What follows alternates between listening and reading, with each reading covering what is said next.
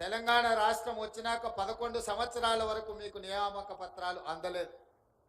కానీ ఈరోజు ఉత్తమ్ కుమార్ రెడ్డి గారు ప్రత్యేకమైన శ్రద్ధ తీసుకొని తెలంగాణ పబ్లిక్ సర్వీస్ కమిషన్లో మీ నియామకాలు వాయిదాలు పడుతుంటే ఆ నియామకాలు చేపట్టవలసిందే. ఈ నిరుద్యోగ యువకులు ఉద్యోగ అవకాశాలు తీసుకొని తెలంగాణ పునర్నిర్మాణంలో భాగస్వాములు కావాలి అని వారు ప్రత్యేకమైన శ్రద్ధ తీసుకొని తెలంగాణ నిర్మాణంలో మిమ్మల్ని ఇంజనీర్లుగా, ముఖ్యంగా నీళ్ళు మన సంస్కృతిలో మన జీవన విధానంలో ఒక భాగం. అలాంటి శాఖలో ఈరోజు మీరు ఇంజనీర్లుగా నియామకాలు కావడానికి వారే ప్రత్యేకమైన శ్రద్ధ తీసుకున్నారు. మీరు పెద్ద ఎత్తున వారిని చప్పట్లతో అభినందించండి.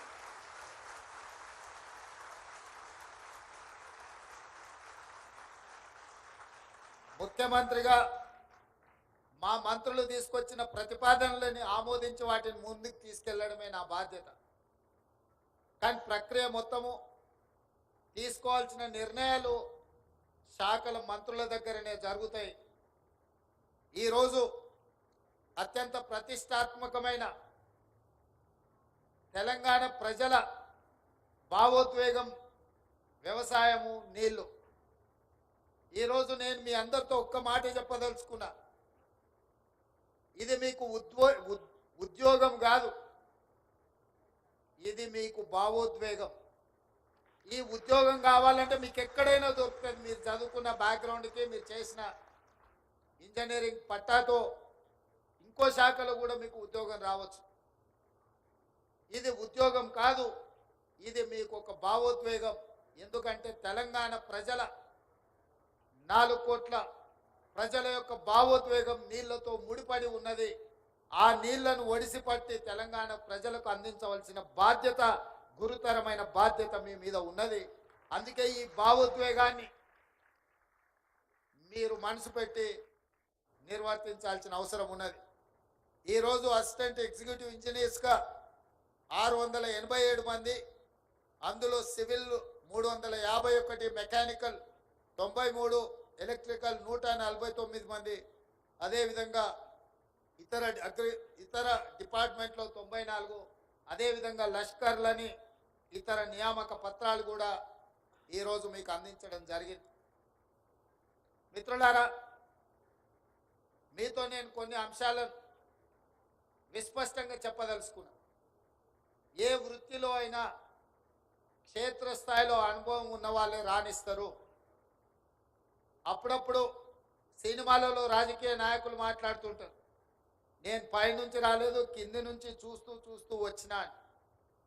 స్థానిక సంస్థలలో పనిచేసిన వాళ్ళు, సర్పంచ్ స్థాయిలో నుంచి రాజకీయాలకు వచ్చిన వాళ్ళు, ఉదాహరణకు పివి నరసింహారావు గారు, నీలం సంజీవరెడ్డి గారు, కోట్ల విజయభాస్కర్ రెడ్డి గారు, ఇలాంటి వాళ్ళందరూ వాళ్ళ జీవితంలో సర్పంచులుగా రాజకీయ ప్రస్థానం మొదలుపెట్టి ముఖ్యమంత్రులుగా, ప్రధానమంత్రులుగా, రాష్ట్రపతులుగా రాణించిన వాళ్ళకి ఎవరైనా వచ్చి ఏదైనా విషయంలో ఏదైనా చెప్పడానికి ప్రయత్నం చేస్తే అందులో వాస్తవాన్ని వాళ్ళు గ్రహించగలుగుతారు.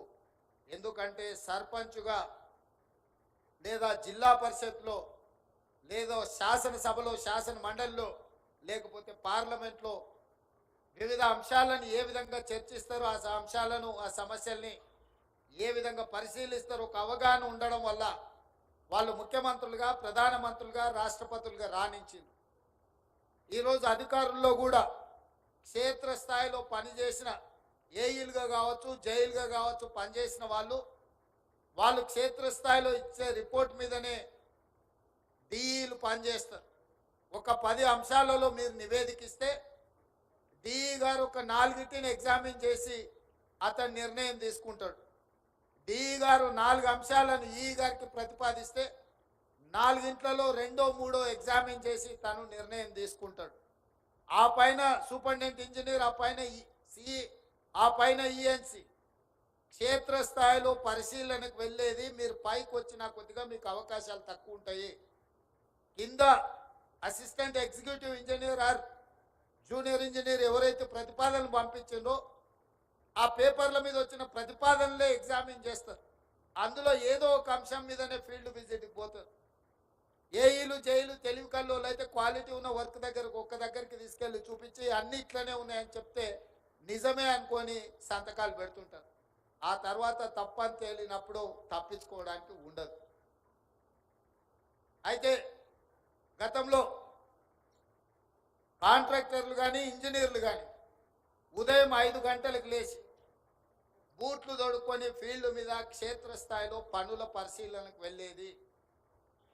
గ్రౌండ్ రిపోర్టును వాళ్ళు సొంతంగా చూసేటోళ్ళు, గ్రౌండ్ రిపోర్టును చూసి వాళ్ళు రిమార్క్స్ రాసేటోళ్ళు, ఆ రిమార్క్స్ మీద పైన అధికారులు నిర్ణయం తీసుకున్నా తిరిగి ఆ అధికారులు ఒకవేళ ఇన్స్పెక్షన్స్కి వచ్చినా పెద్ద వ్యత్యాసం ఉండేది కాదు. కానీ ఈ మధ్య కొంతకాలం నుంచి నేను పర్సనల్గా, ఎందుకంటే నేను కూడా పాలిటిక్స్లో కొంచెం కింది నుంచే వచ్చిన, జిల్లా పరిషత్ మెంబర్గా పనిచేసిన, నేను ఎమ్మెల్సీగా పనిచేసిన, ఎమ్మెల్యేగా పనిచేసిన, ఎంపీగా పనిచేసిన,